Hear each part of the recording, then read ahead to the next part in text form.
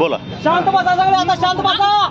आज आम्ही जाहीर निषेध करत आहोत. त्याचं कारण असं आहे, विजय वडेट्टीवार हा एक काँग्रेसचा कार्यकर्ता आहे आणि या कार्यकर्त्याला काडीची सुद्धा अक्कल नाही. कारण या मातृभूमी आपण जन्मलो, त्याच मातृभूमीतल्या साधू संताला कसं बोलावं ह्याला भान नाही काडीचं सुद्धा.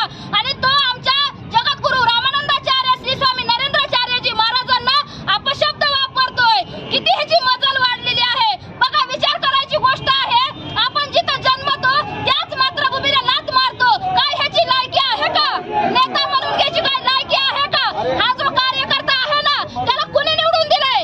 आम्ही निवडून दिलं. आम्ही त्या जनतेनं निवडून दिलंय. आणि तोच कार्यकर्ता आज आम्हाला आमच्या धर्माला नावं ठेवतोय, आमच्या जगद्गुरूंना नावं ठेवतोय.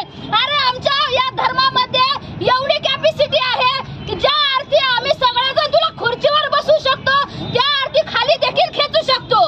आणि विशेष म्हणजे सरकारचं असं म्हणणं आहे की लाडकी बहीण योजना ह्याच्यामुळे आम्ही निवडून आलो. पण खरं सांगायचं जर म्हटलं तर आज एका मताला कितीतरी संघ जे आहेत, जे काही पक्ष आहेत, पैसे वाटतात. सगळ्याला माहित आहे, जग जाहीर आहे. सगळ्याचेच पैसे घेतात पण मतदान एकालाच करतात. खरं आहे का खोटं आहे? मग लाडकी बहीण योजनेमध्ये एकाच पक्षाने पैसे दिले, मग कशाहून बहिणीनं त्यांना मतदान केलं असेल? अहो, जे निवडून आलेत ना ते फक्त आणि फक्त साधू संतांमुळे निवडून आले. कारण त्या धर्मामुळे निवडून आले. आमच्या जगद्गुरूंनी, विविध आखाडा परिषदेतील गुरूंनी सगळ्यांना मार्गदर्शन केलं. अनुयायींना, साधकांना, शिष्यांना की आपण धर्म वाचवला पाहिजे आणि धर्म वाचलं तर आपण वाचणार आहोत. त्या अनुषंगाने आपण धर्म वाचवण्यासाठी मतदान केलं पाहिजे.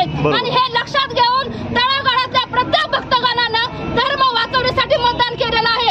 आणि ह्याची किती मजल आहे की बाबा तुमच्यामुळे आलं का? अरे आमच्याच मुळे आलं. आज आम्ही तुला खाली पण खेचू शकतो, नव्हे तर तुला आम्ही संपुष्टात देखील आणू शकतो. ताई मला सांगा, तुम्ही आज मोर्चा इथं आणलेला आहे, तुमच्या मागण्या काय आहेत प्रामुख्याने? आमच्या प्रामुख्याने अशा मागण्या आहेत. विजय वडेट्टीवारनं आमच्या जगद्गुरु श्रींची जाहीर माफी नाक घासून मागितली पाहिजे. कारण का? त्याला भान असलं पाहिजे. आपण जिथं ज्याचं गुण गायचं ना, त्याचं गुण गायचं सोडायचं आणि दुसरंच काहीतरी बरगळायचं. कारण मी हा शब्द का वापरते? गेल्या 5-6 वर्षापूर्वी हाच विजय वडेट्टीवार आणि त्याची पत्नी गुरुमाऊलींच्या दर्शनासाठी आले होते.